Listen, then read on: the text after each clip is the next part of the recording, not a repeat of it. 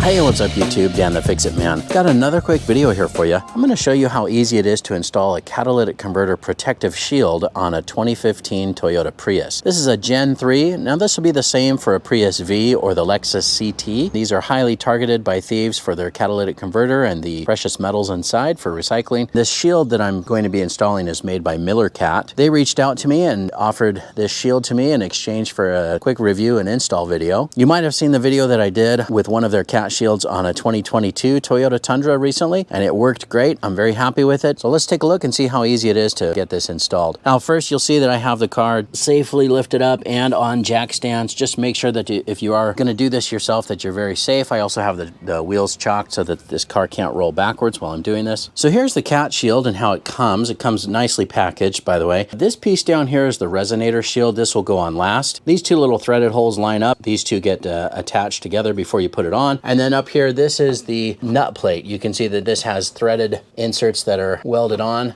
and this is what goes on first. Tools that you will need: a little plastic rivet remover, or you can just use a little flathead screwdriver. That would be fine. You will need a 10, 12, and a 14 millimeter socket. Also, you'll need a little 1/4-inch bit ratchet or bit driver. You can also just use, a lot of times we'll have like a screwdriver with a 1/4-inch bit for the security bit. And then you're also going to need a pair of pliers. I just grabbed these bent nose needle nose because we do need to clock one of the clamps down below and turn that so that it's out of the way. You can see it comes with this hardware pack along with some stickers, some washers, and the actual insert keys that you need for these security fasteners. But it also comes with this thread locker, little tube of that, which is nice. This is called Vibratite brand thread locker. Will probably help not only make it more difficult for someone to remove, but it'll probably prevent that from shaking loose as well. Now I noticed the edges on these can be pretty sharp, so just be careful, and they do suggest that you wear some gloves and protective eyewear as well. Let's get underneath and see what we got to do to get started. Now the first thing we need to do is remove this little heat shield, and that's where you can use this little plastic trim tool, or a small flathead screwdriver works too.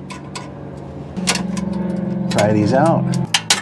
When these get old, they get real brittle, so sometimes you can get underneath here, pop out the center like so, but this is pretty crumbly, so they're kind of just falling out.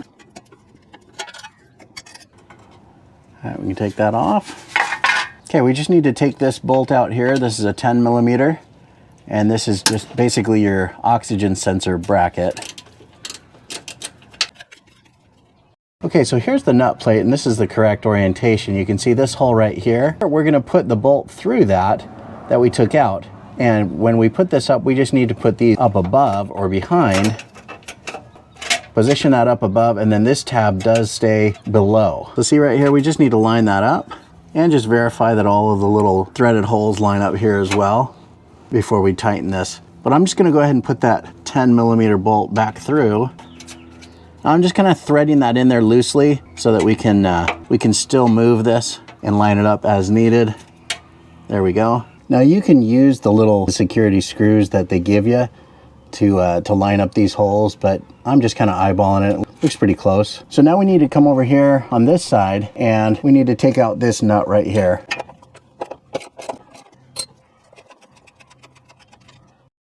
And leave this bracket on. It's loose, but we want to leave that in place. And if you notice over here, on this side, you already have a stud right here, ready to go. We're going to install the shield in the back on this stud here and on this stud right here. Everything else in the front mounts to this nut plate that we put up there. Now the next thing we need to do is, see this clamp right here, this hose clamp? We just need to rotate this. I imagine that's just because of the interference. It's probably rubbing on the shield. If they didn't do it, any pair of pliers will work. I'm just using these needle nose with this slightly bent angle, and just going to squeeze that and clock that 90 degrees.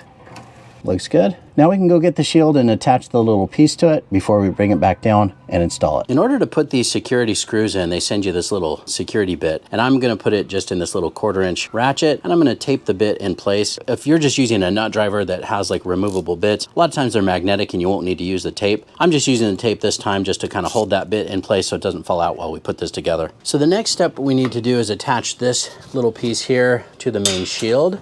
That lines up really easily. And I'm going to put the provided thread lock on these security bolts, and then we use a washer and just get that started. Same thing for the other one here. Now you can see I've just left this loose so that we'll still be able to line this up, this hole here with the stud underneath, before we snug everything down. I'm just using this little magnetic tray to keep all the hardware from disappearing on me, but I'm going to go ahead and put the thread lock on each of these security bolts before I take it under the car. It's a little bit easier to do out here. These are the security nuts that they give us. I'm just going to put some on there as well. So we've got thread lock on all of the fasteners now. Now we have our fasteners and the shield. We can go down and put this on. Now there's a step that I kind of skipped and kind of missed, and it was a mistake, and so I'm going to show it to you. This right here, this 10mm bolt, I said, yeah, just leave it kind of loose and we'll snug it up afterwards. Well, you need to tighten it because the plate covers it, but also you need to use the security bolts in each of these holes or each of the nut plate inserts, because if you don't, it's really difficult to line up. So save yourself a little bit of time so you don't have to do this twice. Line these up with the nut plate before you tighten down this 10mm bolt. And of course you do need to tighten this before you put the plate on because the plate covers it. Let's go ahead and just get that nice and snug. Okay, then we can take these out. Now that nut plate should line up easily when we put the shield back up. Now we can just line up the shield. All right, and then we just need to get these all started. Should be a little bit easier to line these up now. Oh yeah, much easier. Save yourself some time and make sure that you have those all lined up before you tighten that nut plate. And just make sure you get a washer on each one.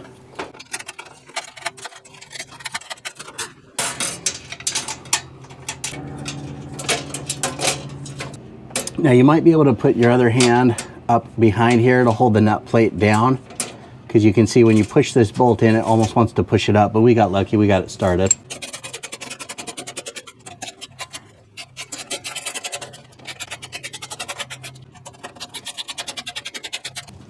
Okay, now before we snug those up, I want to get these here started. You can see right there, this one just lines right up with that stud there, and then this one right here lines up with this stud here. Let's put this one on first. So there's two of these security nuts and security nut bits. The smaller one goes on this one here.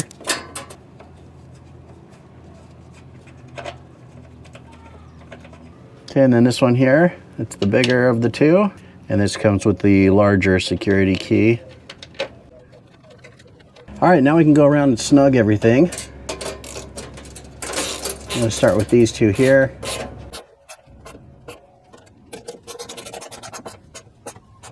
Now you're not going to want to go crazy on these, just make them nice and snug.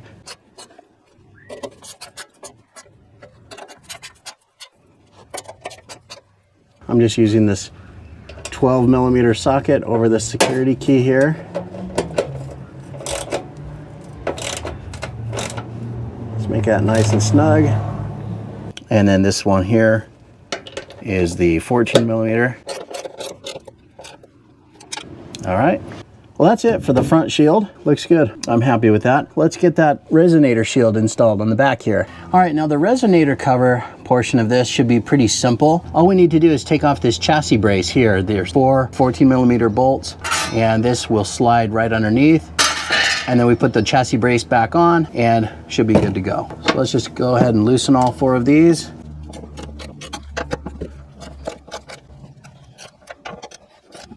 I'm going to cheat and use this little Milwaukee cordless. It'll go a lot quicker, but we just need to zip these out real quick.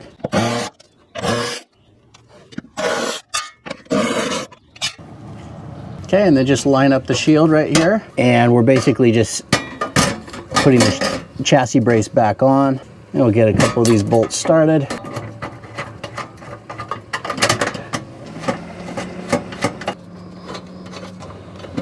Okay, once those are all started and it's pretty lined up, you can just snug these all real quick.